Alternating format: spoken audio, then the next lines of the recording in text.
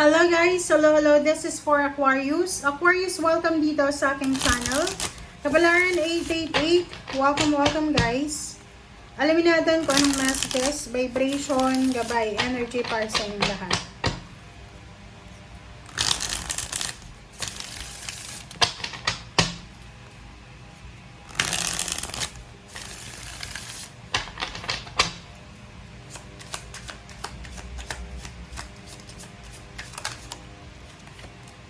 Okay, Aquarius.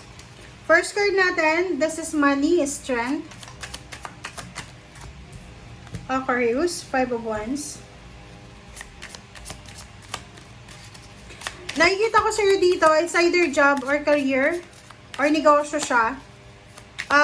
Sinasabi ng barahan na kailangan mo daw magpakatatag. Kailangan mong maging courageous, maging confident, maging brave ka.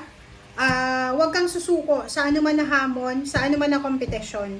Kasi pwedeng, kung business person ka sa negosyo, pwedeng ikaw ay magkaroon ng kompetensya. Pwedeng may mga kompetensya sa negosyo, sa trabaho, sa posisyon, or ano pa man. Kasi this one is competition to eh. Marami kang magiging kompetensya, is either trabaho or negosyo. And 5 of Swords sinasabi na kaya nga, kailangan mong maging confident, kailangan mong magpakatatag kasi pwedeng sumuko ka anytime. Ang sinasabi ng baraha sa'yo dito, you need to be strong, you need to be courageous, you need to be persistent, resilient, sa kung ano man na hamon sa usaping pera this year. And lalo na kung marami kang kakompetensya, hayaan mo lang, okay? Isipin mo na lahat naman kayo deserve nyo yung blessing. So, just parang ano lang, isipin mo na healthy competition lang yan. Okay. Next card natin is Queen of Wands and the Hierophant and Page of Pentacles. Sa year 2026, nakikita ko sir dito, Aquarius, na isang mentor, isang financial mentor or emotional mentor siya. Kumbaga, ang taong yan ay maaasahan mo. And yung taong yan ay matutulungan ka para makalaya ka sa mga financial problems, stress, or kaano pa man. So, possible na may mag-o-offer sa'yo ng trabaho international, may mag-o-offer sa'yo into another contract or renewal of contract, or maybe new position, new source of income, new business ideas, or kaano pa man. So, kung makikita mo dito, this is a warning, this is a reminders. Makinig ka, Aquarius, kasi may mga pagkakataon na medyo makukonfuse ka sa usaping pera, sa usaping negosyo, kasi parang feeling mo na mahihirapan kang makipagkompetensya.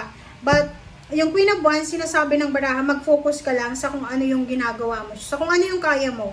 Kung trabaho yan, focus ka sa trabaho mo. Huwag mong isipin yung mga kakompetensya mo na yan. And Hierophant, sinasabi ng baraha sa'yo na isang tao ang posibleng tutulong sa'yo para mahanap mo yung way out dito sa kung ano man na kompetensya na yan. Okay? Alright, so let's check. Love life tayo, guys.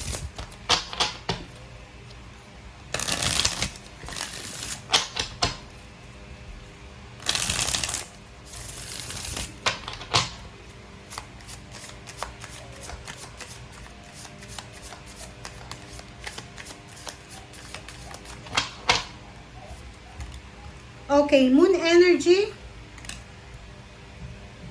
Sa love life naman, parang sinasabi ng baraha dito na masyadong sensitive yung relationship mo eh. Emotional. Moon energy is amplifying the situation. Parang sa relationship, Aquarius, maybe meron kang nararamdaman na takot. Natatakot ka siguro na makipag-iwalay sa'yo yung karelasyon mo. Natatakot ka na baka hindi ka na makapag-asawa.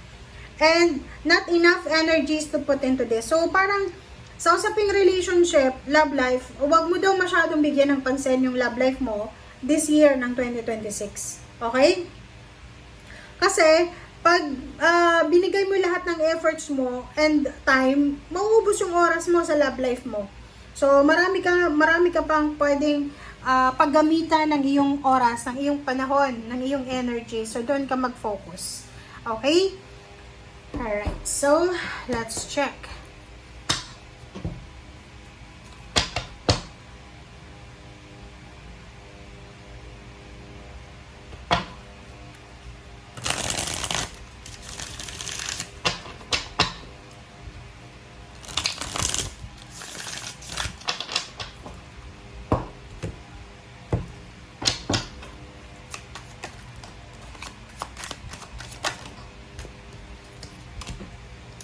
Okay, Ten of Cups and Queen of Wands.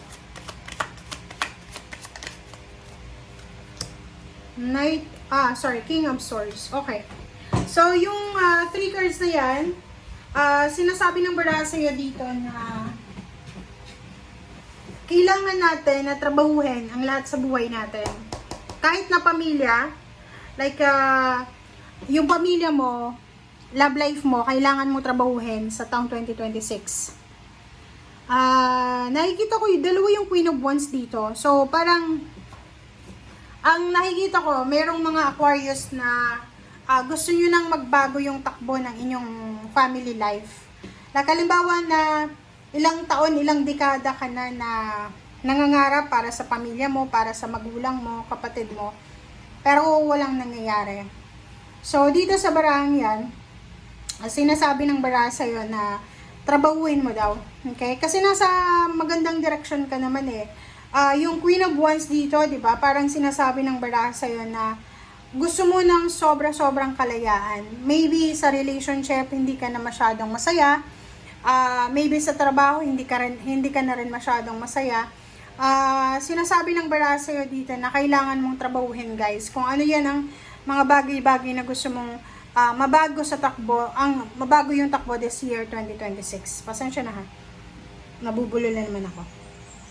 Yung Ten of Cups dito, this is all about your emotion. Magiging masaya ka this year ng 2026. Magiging masaya. Siyempre, ang buhay ng tao, weather lang, may masaya, may malungkot. May mga times na malungkot ka, may mga times na masaya ka. But, kailangan mo daw na bigyan ng most priority yung mga panahon na masaya ka. Kompetisyon, it's either sa loob ng pamilya yan, kahit magkakapatid. Pwedeng sa magkakapatid, pagod na hirap ka na makipag-deal sa kompetensya. Yung parang kino-compare kayo. And ngayon, sa love life, ganun din. Parang selos, ganyan. Tamang hinala, ganyan, ganito. So, yung King of Swords, sinasabi sa'yo dito na yung direction mo sa buhay, hawak mo yan. Okay? So, ibig sabihin yan, lahat ng gagawin natin ngayon, ang epekto niyan bukas. Lahat ng ginawa natin sa past, kahapon, ng isang taon, ang epekto niyan this year. So, sinasabi ng baraha, sorry pero ang message sa'yo ng baraha is you need to be responsible. You need to be responsible sa mga choices and option mo this 2026. Kasi, ikaw din yung magsasuffer or ikaw din yung magbubunye. Okay? It's either ikaw yung magtatagumpay, it's either ikaw yung mag-fail. So, nasa iyo daw yon. Walang sino man ang makakapigil sa kung ano yung gusto mo. Willpower, victory, recognition. So yun, sinasabi ng baraha sa'yo dito na trabahuin mo yung mga bagay-bagay na gusto mong trabahuin kasi makukuha mo yan. Etong chariot na to, this is a manifestation, this is a confirmation na lahat ng tagumpay na nakukuha natin, lalo na kung ito ay pinagpaguran mo talaga, sobrang victory and success ito na kailangan mong ipagmalaki. Sinasabi ng baraha sa'yo dito na ituloy mo lang kung ano yung mga nasimulan mo sa ngayon. Maging malakas ka, be confident, be strong. Kasi lahat ng pinagdadaanan mo sa buhay or pinagdaanan mo ay pagtatawanan mo na lang yan. So, July of 2026, sobra-sobrang magiging maganda ang takbo ng buhay mo. Kasi possible na there's a birthday celebration. This is July, so maybe this is a birthday celebration, may travel, may victory and success, may bibili ng sasakyan, may lilipat ng bahay, meron ditong hard-earned success, pwedeng may magpapatayo ng bahay dito, makakatanggap ng salary increase, higher position, may magbubukas ng negosyo, mayroong makaka-recover sa health niya, may manganganak, may magbubuntes, may bagong sasakyan, magbebenta ng old car, may magta-travel. And may makikilala kayo na mga tao na pwedeng makatulong sa inyo sa financial nyong pamumuhay. Okay? So, thank you guys for watching and see you again. Bye!